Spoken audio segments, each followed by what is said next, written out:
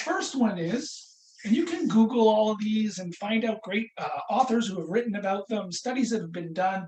Um, but the first talent that really great coaches master is the art of inquiry versus advocacy. Okay, and so inquiry is about finding out, it's about investigating, it's about asking questions. Advocacy is about defending a stance, promoting that it's the right response, building confidence. And when people hear the concept of inquiry versus advocacy, they're thinking, well, you just do one, not the other. Like it's a battle. Well, no, it's a balance because you should be spending a lot of your time in your coaching sessions inquiring, asking a lot of open ended questions that we'll get to in a little bit, but inquiring to find out how their week was. If they had any challenges, how could you help them moving forward? What did they do really well so you can recognize it? You have to inquire and you have to open up an employee so they share that feedback because you can't be with them every minute of the day. But you can connect with them every week and find out those stories. Advocacy is like once you've heard all that information, now you can advocate a response. So if you've heard in the inquiry that they've done something great, you can advocate why it's so great, what the behavior was, so they replicate that and they keep doing it, and hence they perform behaviors that are going to move your organization forward. If it's a gap, so they say, geez, last week I had to get a RFP done and I didn't. It's really because I never filled one in before, and I should have asked, but I'm going to try and get it in on Monday.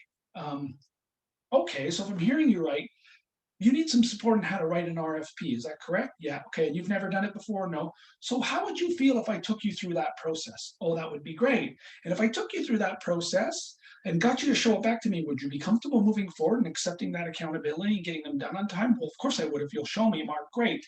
Now we're advocating the action plan to close the gap. Okay. So great coaches are really good at investigating and then advocating and building up the behaviors they want to see. Ideally, through the art of inquiry, you let the employee find the solution and you advocate that they're right. Now they've owned that. They've taken that learning from you and they put it in their toolkit and off they go.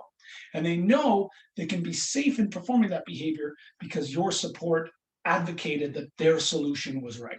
Okay, so that's number one. Number two, willingness versus knowledge. So here's the one I get all the time.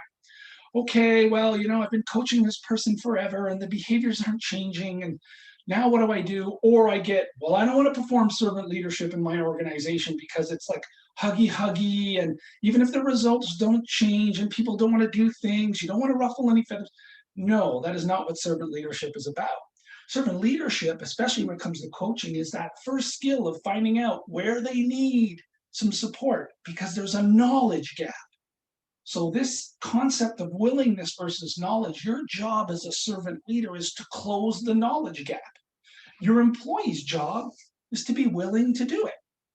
You can't coach people to be willing. So in that previous example where the employee says, well, I know I got to get sales and I know RFPs are part of it, Mark, but I didn't do it this week because I don't know how to do an RFP. Okay, so employee X, I'm going to teach you how to do an RFP.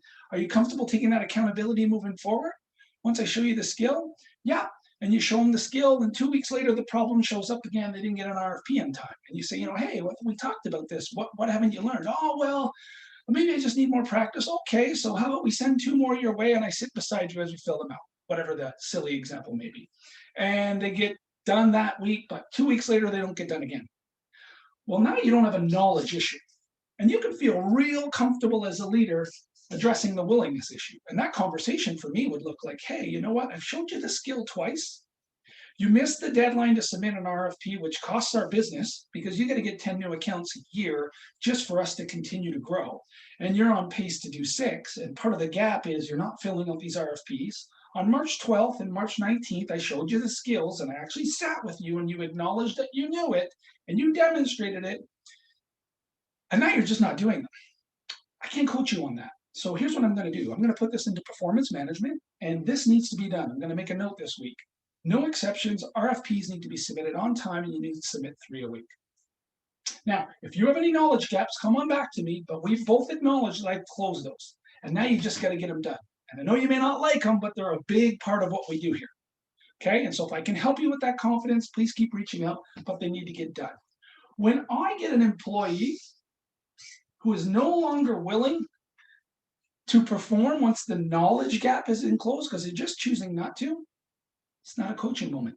It's a performance management moment. So for those of you who've always wondered, well, when do I stop coaching and when does someone get held accountable? When they've decided they're not going to perform the behavior after you've trained them on the gap. There's your line. Okay. The third thing great coaches do really well in the context of both of these is they ask a lot of open-ended questions. Open-ended questions are questions that can't be answered with a yes or a no. Now, there will come time for a close-ended question when you've inquired and now you're advocating. And like, yes or no, are we on board? Yeah, that will happen. But the majority of time, if you want to inquire, you want to ask open-ended questions. And even when you're advocating, you would say, how do you feel about that? What are your thoughts on your success possibilities if we implemented that change? Those are all open-ended questions. And the reason they're so important, when you're coaching someone, think like the person being coached. It's usually a superior that's coaching them on the org chart, right? And so there's a sense of, I should know. So there's a default mechanism that says, yes, yes, or no, no. And I don't want to look like I don't know what I'm talking about. And so if you took my previous training on the connection meeting to open up trust, you've got an employee now who's going to be more receptive to all this stuff. But the critical thing on open-ended questions is you create some dialogue.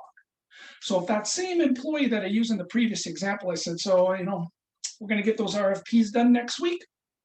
Yep or no. That's what I'm going to get.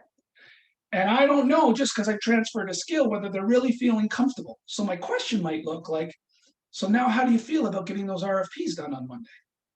Now the employee has to say, I feel real good, or they're going to say, well, I don't know. And the gap hasn't been closed or the willingness hasn't been bought into. Okay, so that's really critical. Open-ended questions all the way along. And what I'm going to talk about in the slides here as we go through this is nonverbal clues. So 93% of the message you're hearing from me right now are not the words. They're my hand motions. They're my smiling, not smiling, my shoulders up, my shoulders down, my tone, the inflection, up and down in my voice. So when I get like really excited, you're hearing something different from those words. If I said, when I'm really excited, you're hearing something different from those words. Okay, so all of those nonverbal clues are important. Here's why. Not just when you're speaking, but more importantly, when you're inquiring, advocating, and asking open-ended questions. So that same example, if I ask that sales professionals, so tell me how you're feeling about getting the RFPs in next Monday. I feel fine. Red flag. Well, hold on a second. I'm reading something in your body language. Talk to me. How you really feeling? If you're not looking for those nonverbal clues, the coachee wants to get out of the conversation a lot of time, either because they fear they're going to let you down or they don't know and they're afraid to admit it. So those open